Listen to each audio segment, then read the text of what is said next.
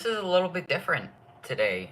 We are doing a face-to-face live stream, and as you hopefully read by the title of this live stream, we're going to be making predictions on Starship Flight 9, which is currently slated for no earlier than by the time I'm going live right now, May 21st, which is next Wednesday. We could have a Starship flight as soon as next Wednesday, which is super exciting, considering the fact that it's been a little bit since the last flight, but with everything that's been going on, I really would have thought that we weren't going to get a flight till early June, maybe mid-June. But things are starting to turn around at Starbase, and things are happening. So let's just go ahead and get right into it. First of all, I'm gonna throw this right out of that here, because this is my opinion. This entire live stream is basically going to be full of my opinion, so to start off right in the back here, my opinion on this, as you probably read by the title, I personally believe the history is repeating itself, and I will explain that in just a minute. I just do want to talk to you guys for just a little bit. Like, how's everybody doing? Currently there's nobody on right now, but how's everybody doing? I hope everybody's been doing well. I made a community post 2 nights ago, and so I saw a couple of you guys read that. Yeah, we're basically just gonna be making predictions today. Like, it's not too much of a huge thing, and then this will become a video after the stream is over. So right off the bat here, hello everybody, how have y'all been doing? Again, I think history is repeating itself, and I think it's about time that I explain why I think history is repeating itself. So, starting off, let's start with ITF-1. Integrated Flight Test 1, the very first Starship flight test with, you can see it back there, it'll be that model right there. I think it was Booster 7 with Ship 24? I think it was Booster 7 Ship 24 was Flight 1. I believe, yeah. Pretty sure it was Booster 7 in Flight, or in Ship 24 for Flight 1. So, yes. Flight 1. What happened? Starship lifted off for the first time ever in history. If you don't count the SN series with, like, SN... Can't really see them over there, but... Actually, maybe you... no. Behind the lightsaber. Whatever. Actually, you know what? No, I'm just gonna grab it. Because I'm gonna be showing off some of this stuff, too. Because it's gonna be coming out on my shop soon. I did post, if none of you all have heard about my shop, I opened a shop the other day. It's a digital shop, of course, but you can buy 3D models. So basically everything you see on that table, except for that one right there, because that one didn't really work. Everything you can buy on, or that's on that dresser over there, you can buy. So, including this one. This one was one of my first Starship models.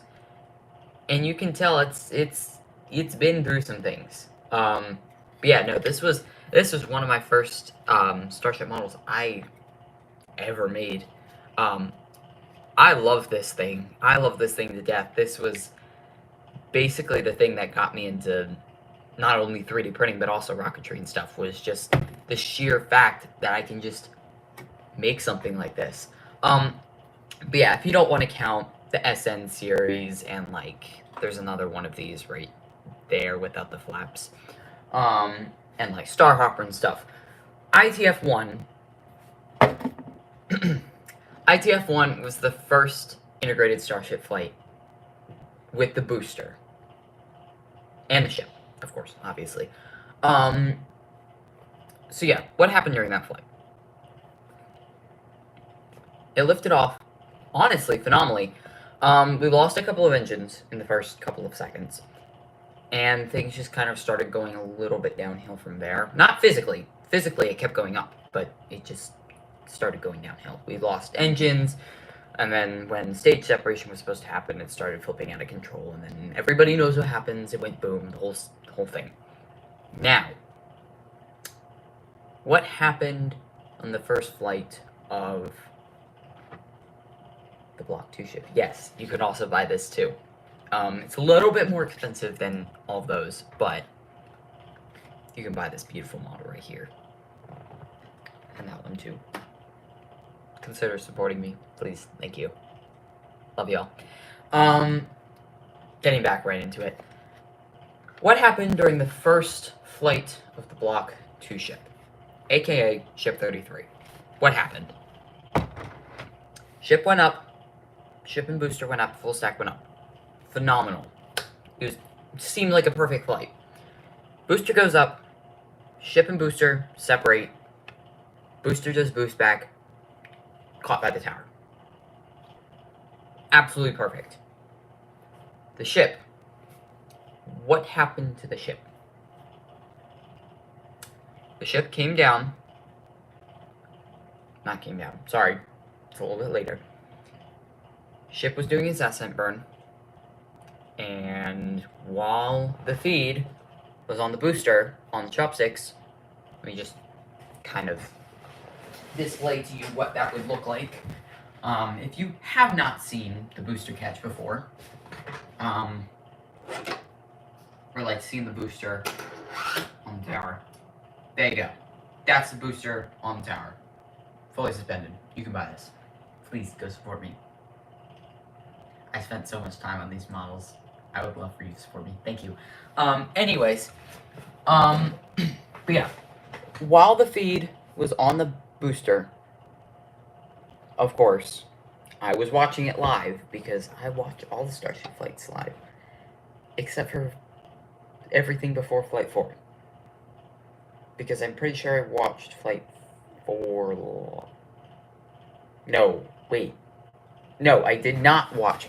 Flight 5 was the first one that I watched live, I believe.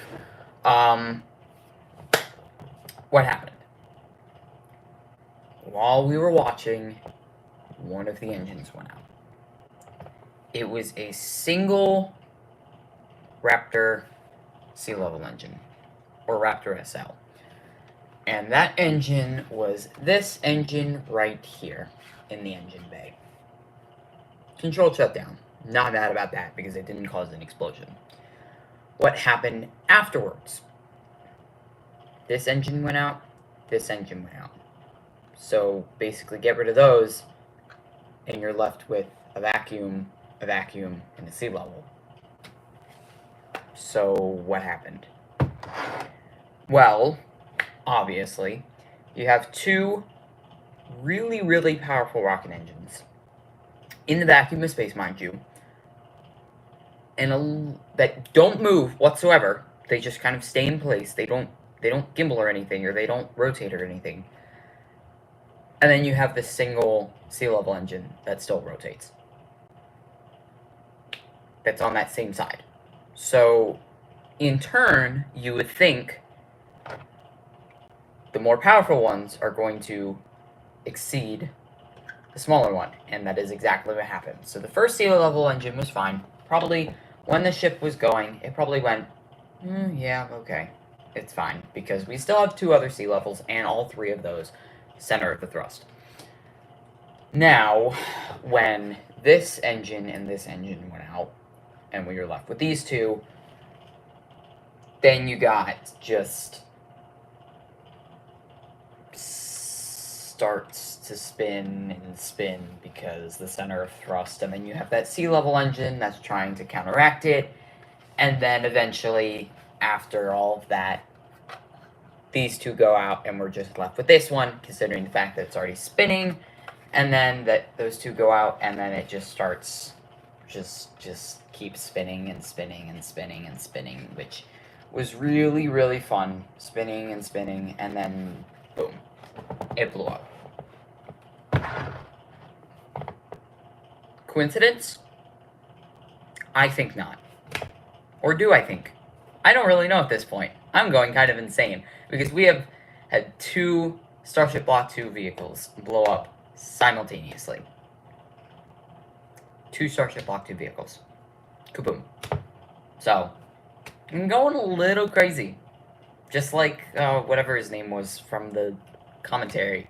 I saw a YouTube post about it one time. One of the male commenter in the Starship flights who went from fine in Flight 8 or Flight 5 and then just looks like he's a nervous train wreck because of the last 2, but I love the commentators. They're so funny. Anyways, so yeah, that was Flight 7, but also the first flight of the Block 2 vehicle.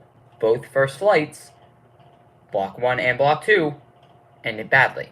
Both spun and blew up. Now, going on to Flight 2, or ITF-2. What happened? Booster and ship go up beautifully. All 33 of the Raptor engines, the booster, phenomenal. We get up to where hot staging would take place, and it happened. The booster engine shut down, leaving just the 3 in the center, and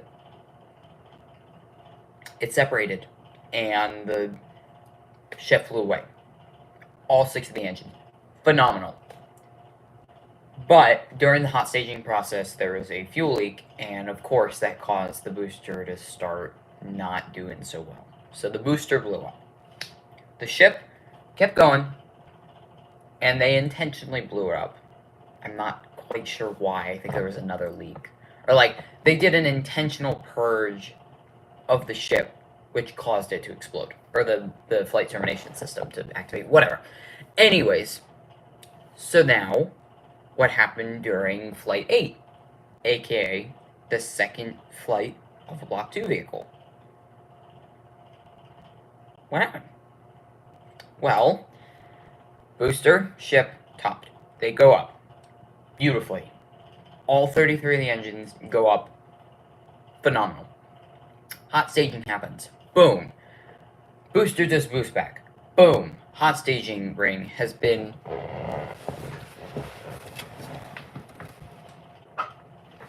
detached. Boom. Booster comes down. Gets caught by the chopstick. Boom. Beautiful. Hot staging ring. Absolutely beautiful. Booster side of things went perfectly. What happened with the ship? As everybody probably knows, it blew up again. But why did it blow up? And what events led to it? Well, let's deep dive into it again, like we did with 7 and 33. So, 34, booster 15, already in the chopsticks. 34. It's coasting. It's coasting. We see the engine bay one time before the event happens. We see fires and a whole bunch of stuff that does not look good. None of us think much of it because we think it's fine. It's fine. It's just a little bit of discoloring. We just have a bad taste in our mouth from last flight. So we flip to it would be this flaps camera. So we're looking down at the Earth, and all of a sudden, we see, and why exactly did that happen? The reason why that happened was because one of the engines, this engine specifically, if I can demonstrate, that would be great. That engine specifically, oops, it didn't happen. Y'all didn't see that. There we go. Anyways, that engine specifically, I can pull out. I just don't know why it's not. Or maybe it's this one. Is it this one? No, wait, no, it's this one. Oh, crap. Anyways, back to the point. Oh, sorry, not this engine. This engine. Somehow, in some way, flew out of the back of the ship. We don't know how, we don't know why. The investigation is still ongoing. But, due to that explosion and causing the engine to go pew, it caused the sea level engines to go out. And, back to what we said earlier for Flight 7, when you have two giant engines and now no center engines that have any sort of gimbaling whatsoever that would be able to correct that, your ship just starts spinning and spinning and spinning and spinning. And surprisingly, unlike Flight 7, we still got coverage of that. We still saw the spinning happen while it was happening. Cut out for a second, we thought, it's done. Footage came back, we're still spinning.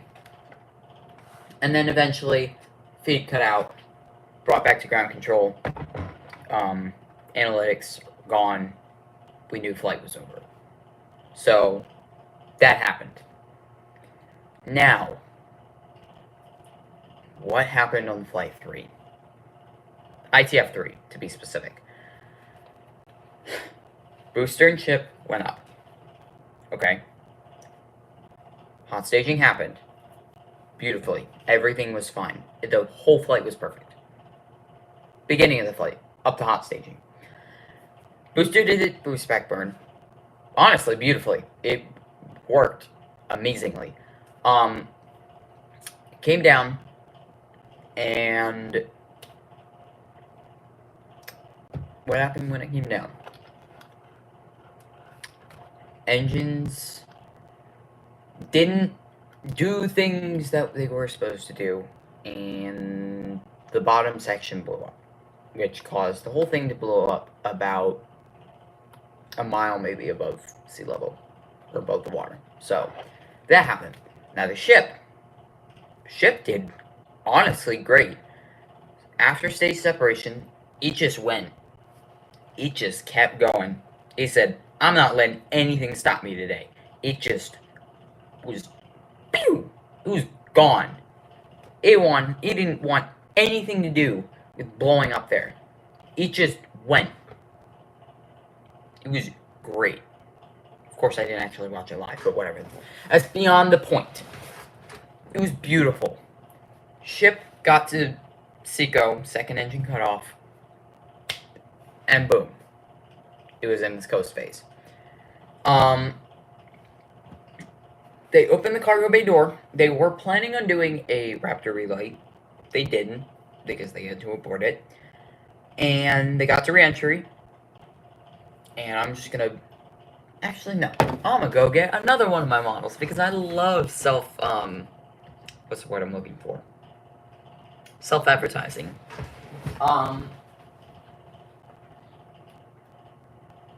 Okay. We're gonna say this is ship 28.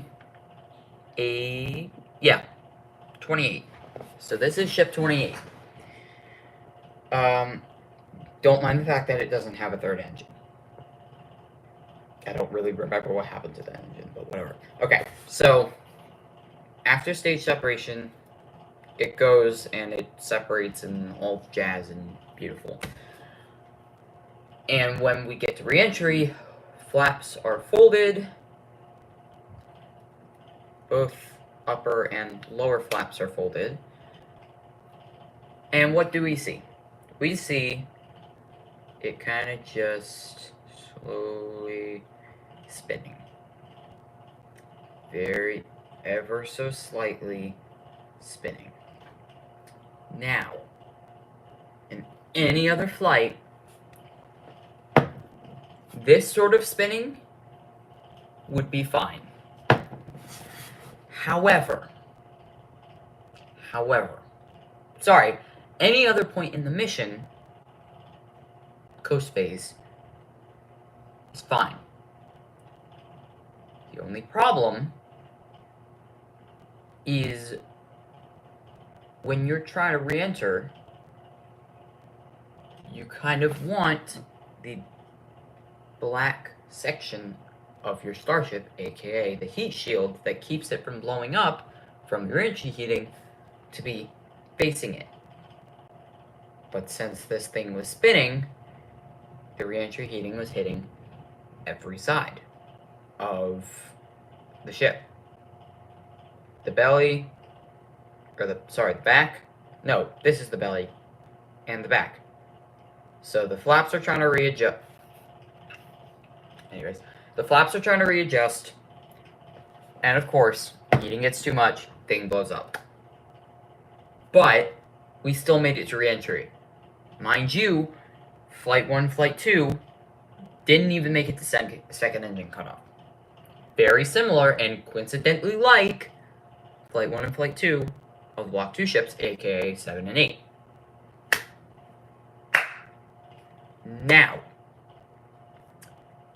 my predictions. If this whole thing about history repeating itself comes true, what can we expect to happen during Starship's 8th flight test?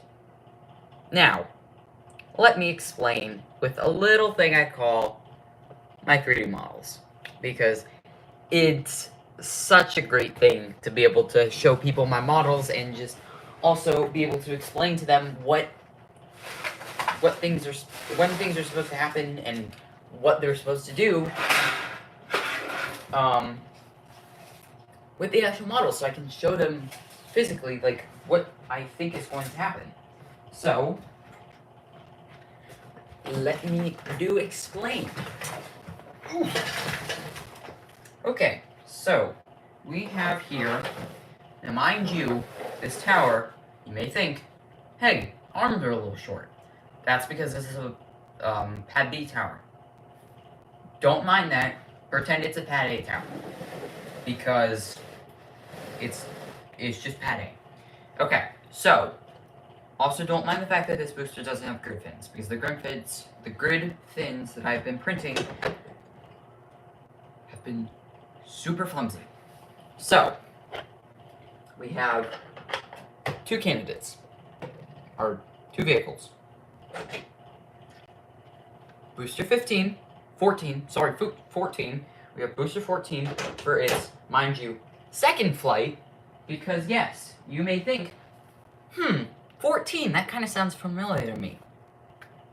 14 was the same booster that flew in Flight 7.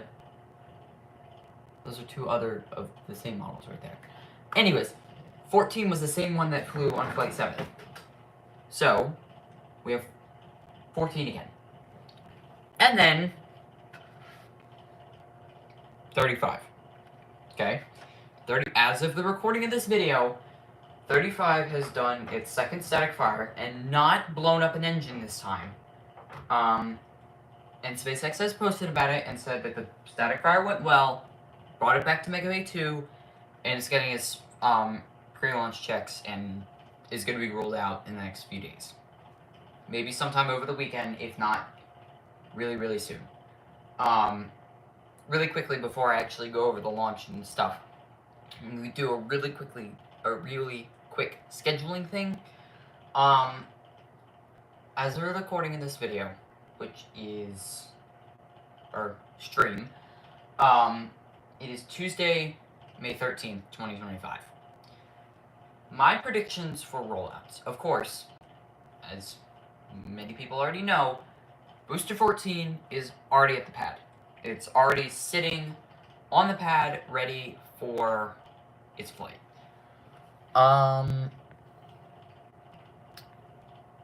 Yeah, so it's already at the pad. Great. Ship, 35. That's the thing I'm looking for. Ship 35 has not yet rolled to the pad because it just rolled back to Mega Bay 2 from Massey's. So, I predict that... I think, personally, that they're going to load Starlink simulators in this again. Whether it's one Starlink simulator, two Starlink simulators, or four. Some people think they're not going to load any, because some people think that because of the extra mass, that's what's causing it to blow up. I don't believe that's what it's what it's causing. I don't think the Starlink simulators are the problem. Me personally, I think it's those weird Raptor engine downcomers. Because if you haven't seen the blueprint for the Block 2 ship, instead of having a single downcomer like the Block 1 ship has, it has 4 downcomers. It has 1 downcomer for the sea levels, and then 3 individual downcomers for each of the 3 individual Raptor engines, or vacuum ones. So I think that's the problem. I think they're going to load Starlink simulators. Back to the point, I think that with installing FTS and doing the flight termination system and doing final launch checks and adding the Starlink simulators, I think that's basically going to take the rest of the week. So I expect this thing to roll out no sooner than Friday. I think this booster, or this ship, will roll out by Friday, May 16th, 2025. And then it'll roll out maybe late to early morning Saturday. Like the rollout could, or like the window could start at 10 a.m. or 10 p.m. and extend to 4 a.m. on Saturday. So starting late the 16th and then ending early the 17th, we could have the ship at the pad. And then maybe someday or sometime midday on the 17th, they'll stack this thing.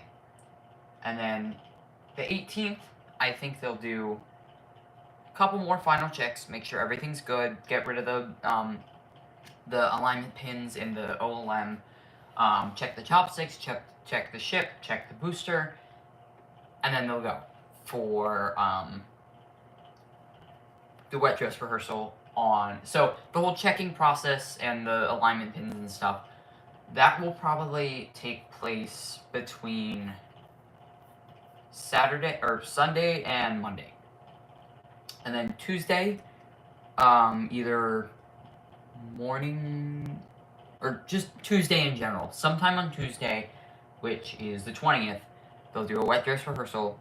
Probably just like a partial one, not a full wet dress rehearsal. Detank, and then they're ready. And then if all goes well with the wet dress rehearsal, the 21st we'll have the launch, and by the 22nd we'll be able to talk about what happened. And my stream will start on the 21st. So come watch my stream. Please. I need the views and the subscribers. Anyways, just only advertising me. Anyways, this is our stack. Let's fast forward a little bit to Tuesday. So wet dress rehearsal, filling up, detanking, good. Okay. Fast forward 21st, which is Wednesday.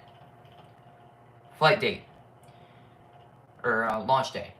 Hopefully no holds arise and they won't have to do another one of those super long holds and then postpone it to like Friday, because that sucked. That really sucked when we had to wait basically the whole week for flight date to happen, and then it actually happened, and it was just another letdown. So yeah, let's just hope that doesn't happen again. So getting into it, after fueling, the ship QD arm will just go over there, and well, no, actually, it won't go over there. It'll stay here. It'll just disconnect from the ship. Quick disconnect. I think will disconnect from the booster. Chopsticks are in their launch position, and then the 5, 4, 3, 2, 1 water deluge happens, and then boom, Raptor engines start.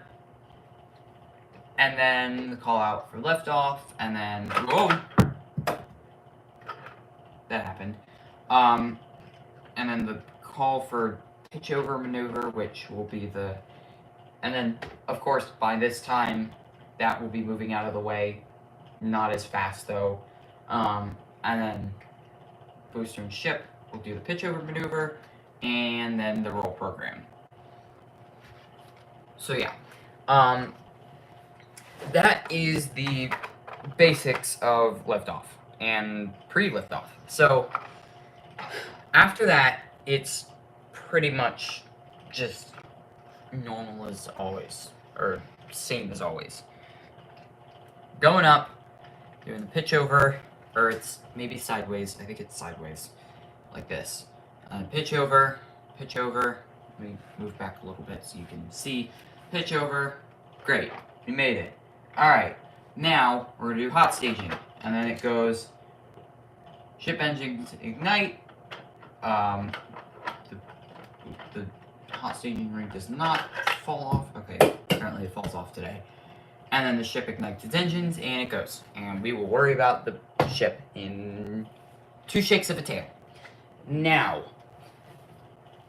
the booster. Booster is a little bit more confusing right now because we have not gotten confirmation from SpaceX quite yet. We just have speculations. So after separation, we're just getting the ship separated. It's going to do flip and boost back, and then after that, hot staging comes off to fall in the Gulf. So this is the part that has been unconfirmed. There is speculation right now that the booster is going to come down and do a splashdown in the Gulf of Mexico, ultimately, most likely destroying it. Because if we saw what happened to Booster 13, well, who doesn't know what happened to Booster 13 is the good question. That thing just... Anyways, we have not gotten confirmation from SpaceX. Well, actually, we don't really know anything about the booster. I'm just gonna go off the speculations that we have. I'm gonna go off the speculation that we are gonna catch the booster and not splash it down in the Gulf of Mexico, because I really hope they catch 14 for a second time. That would be really cool. But the other speculation that has not been quite yet confirmed is there is speculation that it is only going to use 2 engines to land. Now, no, this does not mean it's not using any of these for the landing burn. It is still using all 13 of the engines for the landing burn at the beginning. And it's going to shut down, and then it's going to be 2, or then it's going to be 3, and then it's going to shut down maybe a couple seconds later to 2. And then, again, I hope that it comes in for booster catch. So it comes down, and I'm hoping that the thing that happened last time when it caught the booster and then kind of just moved off to the side, I hope that happens again, because I think that honestly cut down refurbishment times, because not much of the engines actually hit OLM there. So I'm hoping that that's just a new maneuver that they're doing. Like the booster will come down, and then chopsticks will kind of move over and hit the booster, and wobble, wobble, wobble, and booster caught. And then it will move more over to the side without the quick disconnect arm bumping into the side, and boom.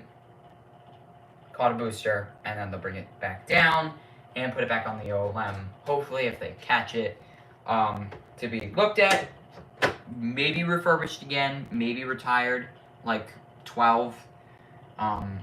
If anything, they're just going to keep upping the reuses. If they decide to splash it down in the Gulf of Mexico, let me just show that really quickly. It's not too exciting. Comes down, boom, boom, boom, and pretend my hand's in the water, and splash, tip over, and then it just explodes because methane and it just hitting the water. I think if they actually do this splashdown, I think with Booster 15, because there are rumors, since it went back into Mega Bay 1, that it's also going to be reused for Flight 10. So there's a possibility that Booster 16 won't be reused, or won't be flown until possibly Flight 11, maybe 12. If they decide to use 15 again. Which, honestly, I doubt that they're going to go back-to-back reuse. Yes, that is what is needed, but we can't do that yet. Now, what I think is going to happen, I personally believe that they're going to catch the booster again. I believe that they're going to use only 2 engines for the landing burn. I could be wrong about both of those things. They could use all 3 engines for the landing burn and land in the Gulf of Mexico. We have no confirmation yet. I am not a time traveler. I cannot tell you exactly what's going to happen on this flight. I am just here to give you predictions and tell you what my opinions are. So I personally believe that it's just going to come down and get caught. That's what I personally believe. Now, moving aside from the booster. Sorry, booster, we don't really care about you anymore. Moving on to the booster, moving on to the ship. This is what really matters. Not to say nothing else matters in this flight, like the destruction of Booster 14 potentially if it splashes down the Gulf. But really, this thing right here is the only thing that matters this flight. SpaceX cannot, I say this with everything I have, they cannot have another failure. It just can't happen. Like, they can't have it 3 times in a row explode and spin right after the 8-minute mark. It can't happen again. This flight needs to be the flight that they show the public that this ship just had a rocky start. And now it's going to be like the Block 1 ship, and it's going to do wonders. Especially given the fact that if this ship works, unless they decide to do one more splashdown before they actually go for the tower catch, there's a possibility that on Flight 10, Ship 36 could be the first ship that gets caught. Not by Tower 1, by Tower B. This tower right here could be potentially the first one to, I mean, not potentially. This tower is going to be the first tower that catches a ship. This tower is going to be the thing that catches that giant hunk of stainless steel metal and ceramic. Yes, the tiles are ceramic, if you didn't already know that. This thing will be the thing that will catch the ship. Whether the tower is ready to support launches or not, it's going to catch the ship. Because, here's my thought process behind this. The tower, the only thing that needs to be operational on this tower is the chopsticks. All they need to be able to do is go up, down, left, right, open, close. That is the only thing they need to do. And then the pushers, of course, push the pins and stuff. Whatever. That is the only thing it needs to do. After that, another thing too, I just thought about. That is also if the catch pins work. Because if you forgot, Ship 35, I keep calling it Booster. I don't know why I keep calling it Booster. Ship 35 has structural catch pins. So theoretically, if they really were going to try it, they don't know what's going to happen with the pins on re-entry. If they really wanted to try it, they could catch the ship. I'm just going to show you guys because I've been waiting all day to show you guys. They really could bring this ship down to Starbase, have those bottom flaps fold in, flip, and however it flips, flip, and then have the upper flaps kind of fold in a little bit too. They could bring it down, hit the ship,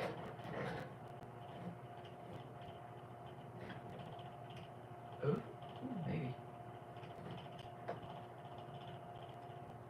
and catch. They could do it on this flight if they really, really wanted to. But the only reason they're not is one, they said, SpaceX said they wanted to get one more splashdown in before they caught the ship.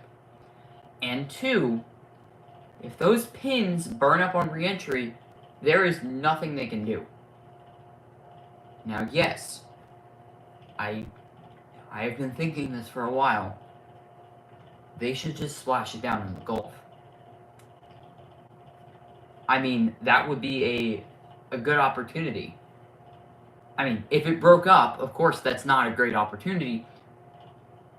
But if we just splash it down to the Gulf of Mexico, not only will the TPS, or the thermal protection systems teams, have better data because of Ship 35 and it splashing down, because they can actually retrieve the heat shield tiles because it's so close, but also they have a ship right there. If they splash it down where the booster is, or the booster splashes down, it's right there. They can go and just... My ship now. They could do that. They really could go and just grab the ship from the Gulf of Mexico if they really, really wanted to. But, of course, they're not. For now. If they say that they're going to do one more splashdown, if this one works, and they say that they have to do one more splashdown before they go for the catch of that, there is a possibility that they could splash it down in the Gulf of Mexico. Not to say they will, not to say that they're not going to, but there is a possibility that they could splash it down in the Gulf of Mexico right next to Starbase. Just as it could happen soon. Because remember what happened with Flight 4, ITF-4? They splashed down the booster, but what was happening at the pad at the same time? The chopsticks were going... Kadoosh. The chopsticks closed. They did a catch simulation with the booster and the chopsticks simultaneously. Now, who's to say this would be really cool if they did this? Who's to say that on Flight 9, this would be really, really cool if they did this? Who's to say on Flight 9, if the ship actually does come down in one piece, and it actually goes down for splashdown, who's to say that during splashdown, the Pad B chopsticks will go, I'm gonna close right now. Who's to say that isn't gonna happen? Because there is a very, very, very good possibility that that could happen. Because if you haven't seen the media and you have not seen the internet right now, what's going on in Pad B right now? What's going on? Let me think. So, as of this stream, the Orbital Launch Mount B has been installed on the Flame Diverter. The only thing that this tower doesn't really have yet is the ship quickness and the quick disconnect. Ship quick disconnect and the booster quick disconnect, obviously. But, big question though, where on the tower are the chopsticks? And if you've seen the media, you would know they're right here. They're in a catch position. Not to say that they're just being like, oh yeah, we're gonna catch a ship on the next flight because we're fools and we're not gonna test things first. No, they're not doing that. That's not why they put them up there. They put them up there, what we think, for now, what we know they put them up there for, is so that they could put on the, if I can grab it in just a second.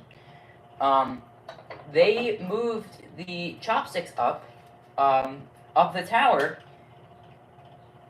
because they needed to install, this is not as detailed as the actual one, it kind of just looks like a block. So they can install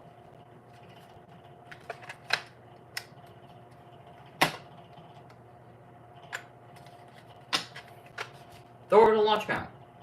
Because if you have giant chopsticks sitting right next to the orbital launch mount, you're not going to be able to put anything there. So, they had to move the chopsticks up. Now, who's to say that they're not just going to keep the chopsticks there for the flight? Like, there is a very good possibility that they keep the chopsticks there, and if that ship makes it through, they probably have the code in there. that as soon as they see that it's about to come down and the engines reignite, they send that code saying, as soon as the ship gets to this certain altitude, you need to start going and close. Who's to say that's not going to happen? I mean, I personally believe now that that's going to happen. I think that they're going to go and do that because the chopsticks are at the perfect height right now. So, I personally believe that we are not very far off from a ship catch or a tower catch at Pad B. Because they could catch the booster and the ship at Pad B right now if they really wanted to. Because the systems are ready. The actuators are mostly, for what we've seen, are installed. Up and down